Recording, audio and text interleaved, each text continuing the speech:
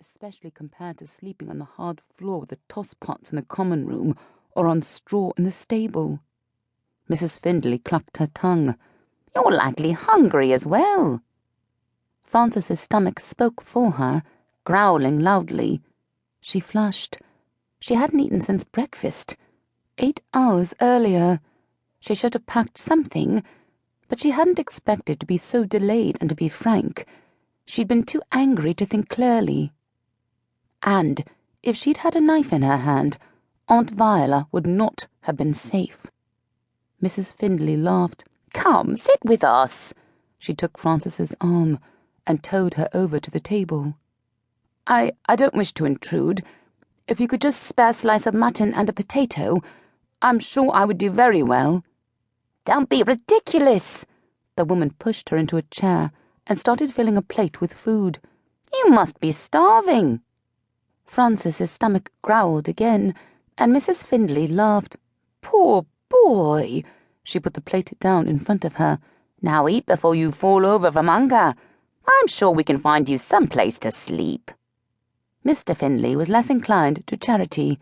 "Madge, the only room we have free is the one I saved for the Valentines." "Well, none of them will be here tonight, will they?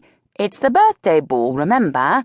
They won't miss it, no matter how much they hate attending. They're good boys." "Ha!" Frances speared a bit of potato with her fork. Jack, the youngest of the Duke of Greycliff's sons, was far from a good boy. Aunt Viola was forever holding him up as an example of the evils of town. A rake of the first order, and likely a procurer as well.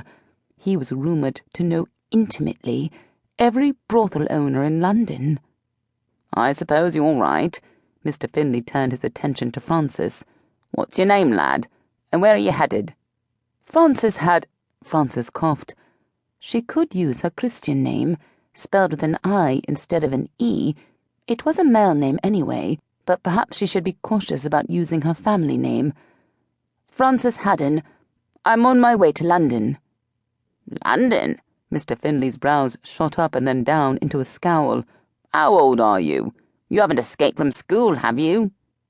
"No, sir." She focused on cutting her meat so she wouldn't have to meet his eyes.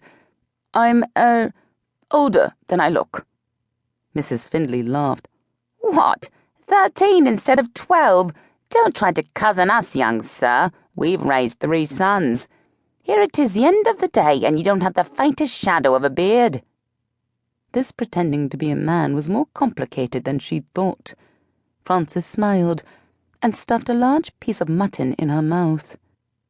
"What can your mother be thinking to let you travel alone like this?" Mrs. Findlay made a clucking sound with her tongue again. Frances swallowed. "My mother died a number of years ago, madam. I live with my elderly aunt."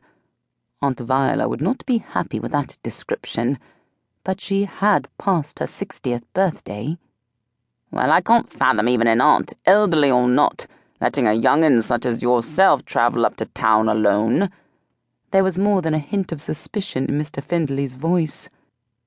"My aunt wasn't happy about it, sir." Viola had been shouting so loudly it was surprising they hadn't heard her at the crowing cock.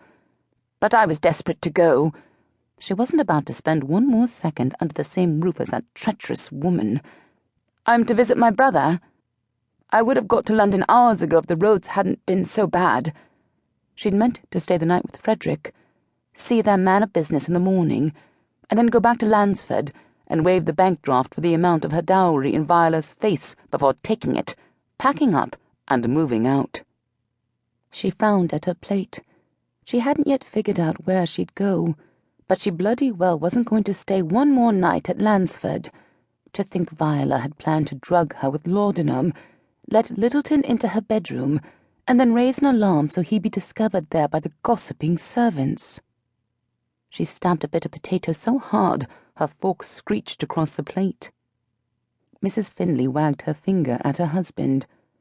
"Don't glower at the boy, Archie. You're frightening him." Then she turned to wag it at Frances.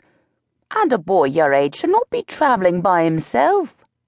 There are bad men and women at every turn, eager to take terrible advantage of a young cub like yourself, still wet behind the ears. I'll wager your brother hasn't the least